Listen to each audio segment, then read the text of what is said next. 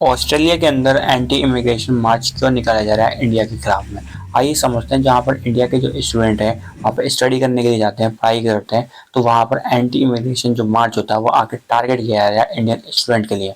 हमारी जो विदेशी जो नीति होती है वो बहुत ज़्यादा वीक होती जा रही है। यानी कि हमारे जो देश की जो नीति होती है, विदेशी नीति, वो इतनी मजबूत नहीं है कि इंडियन स्टूडेंट वहाँ पढ़ पाए आसानी से। लेकिन कहीं ना कहीं आपको टारगेट देखने को मिलता है इंडियन स्टूडेंट।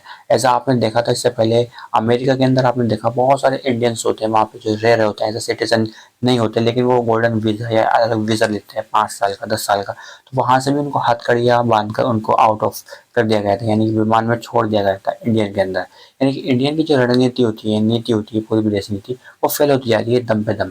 आइए चीज़ को हम समझते हैं कि ऑस्ट्रेलिया के अंदर जो एंटी इमिग्रेशन मार्च होता है तो इंडियन को क्यों टारगेट किया जा रहा है। सबसे पहले हम ये बात ये करते हैं कि इमिग्रेशन का मतलब क्या होता है। इमिग्रेशन का मतलब ये होता है कि जब एक देश के अंदर दूसरे देश से लोग आके रहना चालू कर देते हैं, वहाँ की ज़मीन भी, खाना पानी सब कुछ इस्तेमाल करते हैं, ये इमिग्रेशन के अंदर आता है। तो ऑस्ट्रेलिया के अंदर ये चाहते हैं कि जो दूसरे देशों से लोग आते हैं वो हमारे यहाँ नहीं आए।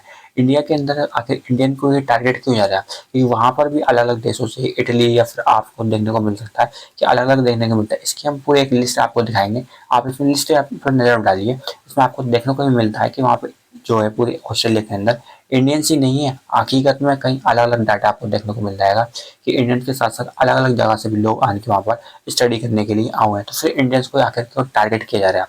तो अभी इसकी समझते हैं कि ऑस्ट्रेलिया के अंदर जो एंटी इमिग्रेशन जब मार्च निकाला गया था तो उसके अंदर बहुत ज़्यादा लोग इकट्ठे हो चले गए, यानी कि हज़ारों जो तादाद थी वो इकट्ठी हो चली गई। ये पीसफुल नहीं थी, बल्कि इंडियन को टारगेट किया था। काफ़ी ज़्यादा नफरत फैलाई जा रही है इंडियन के खिलाफ में कि इंडियंस हमारे आने वाले टाइम के अंदर जॉब ले लेंगे।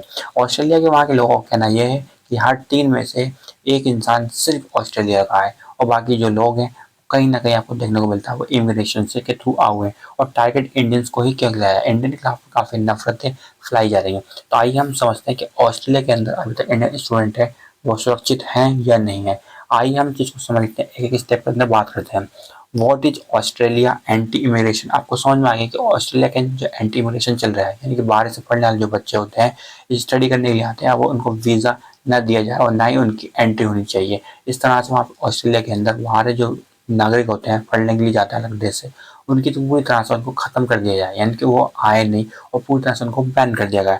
मार्च निकाला गया था, मार्च फॉर ऑस्ट्रेलिया के नाम से। ये काफ़ी बड़ी तादाद में होती है और इसको एक वेबसाइट पर भी डाला गया था। वेबसाइट पर डालने के बाद में डाटा को दे रखा गया था ताकि दुनिया भर की नज़रें आ जाएं कि ऑस्ट्रेलिया के अंदर अब नहीं चाहता कि दूसरे देश से लोग वहाँ स्टडी करने के लिए आएँ। कि ऑस्ट्रेलिया में जो लोग होते हैं, जहाँ वहाँ पर जो पैदाइश उनकी हुई है, जिनके पास ऑस्ट्रेलिया की सिटीजनशिप है, वो चाहते हैं कि दूसरे देश के लोग यहाँ पर नहीं आएँ और ना ही हमारे बच्चों के साथ में पढ़ें, ताकि वो अगर बच्चे वहाँ पढ़ेंगे फिर उसके बाद जॉब्स लेंगे तो वहाँ की जो जॉब्स होती है वो इंडियंस के हाथ में जाएगी और इंडियंस की जो पावर मजबूत होगी नहीं। और मजबूत होगी तो वहाँ की जो ऑस्ट्रेलिया के जो लोग होते हैं उनको जॉब मिलना मुश्किल हो जाएगी। आप आसान भाषा में समझते हैं कि हमारी जो करेंसी है ऑस्ट्रेलिया की करेंसी के सामने वीक है। जो काम वो उनको 100 रुपये में मिले और हमारे इंडियंस अगर 25 रुपये में या 40 रुपये में कर देंगे तो ऑस्ट्रेलिया के लोगों को काम कम मिलेगा। ये एक रीज़न होता है कि हमारे देश का जो पैसा वो दूसरे देश में जाएगा। ये अलग अलग एंगल से देखा जाता है। तो आइए हम सोचते हैं कि मार्च पर ऑस्ट्रेलिया जो निकाला गया था उसका पर्पस किया गया था। उसका सबसे पहले पर्पस यह था कि इमिग्रेशन को खत्म किया जाए, यानी कि जो लोग हमारे देश के अंदर दूसरे देश से पढ़ने के लिए आ रहा है, स्टडी करने के लिए आ रहा है, उनको खत्म किया, उनको वीज़ा ही नहीं मिले। और टारगेट थे वहाँ पर इंडियन स्टूडेंट। अब बात करते हैं कि ऑस्ट्रेलिया के अंदर इंडियन स्टूडेंट की जो पॉपुलेशन है वो कितनी है। यानी कि ऑस्ट्रेलिया के अंदर जितने लोग हैं उसका 3% हमारे ऑडियंस जो होती है, वो सिर्फ 3% ही ऑस्ट्रेलिया के अंदर हमारे जो लोग होते हैं सारे के सारे इंडियन है। यानी कि 3% सिर्फ। ये ऐसा नहीं है कि हमारे इंडियंस बहुत ज़्यादा आ चुके हैं वहाँ पर, बहुत ज़्यादा पढ़ाई कर रहे हैं, वहाँ के लोग की जॉब खा जाएंगे, ऐसा कुछ नहीं है। फिर भी हमारे को इंडियंस को टारगेट किया था और 5 साल के अंदर उन्होंने ये डाटा बताया था, जो मार्च निकाला गया था, मार्च फॉर ऑस्ट्रेलिया के अंदर ये डाटा बताया था कि 5 साल के अंदर जितने इंडियंस आए हैं इतने तो 100 साल के अंदर ये ग्रीक, इटली में से भी नहीं आए। यानी कि हमारे जो इंडियंस होते हैं सबसे ज़्यादा पढ़ाई करने के लिए वो ऑस्ट्रेलिया जा रहे हैं। और ऑस्ट्रेलिया में जाने का मतलब ये होता है कि 5 साल के अंदर आए तो ग्रीक से इतने लोग आए ना इटली से आए, इतने ज़्यादा आए। आइए हम समझते हैं जो 100 साल के अंदर भी नहीं हुआ वो ये इस बात में हो गया।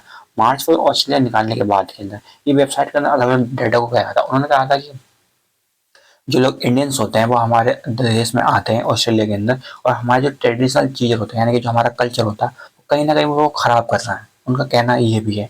और उससे क्या होता है कि दूसरे देशों से लोग आ रहे हैं, हम चाहते हैं वो नहीं आए, नहीं हमारी वो जॉब्स को लेंगे और नहीं ऐसा होता है कि जब इंडियंस वहाँ जाएंगे मजबूती हासिल करेंगे तो सबसे ज़्यादा फायदा हमारे देश को होगा। दूसरे देश से हमारे देश में जो पैसा आएगा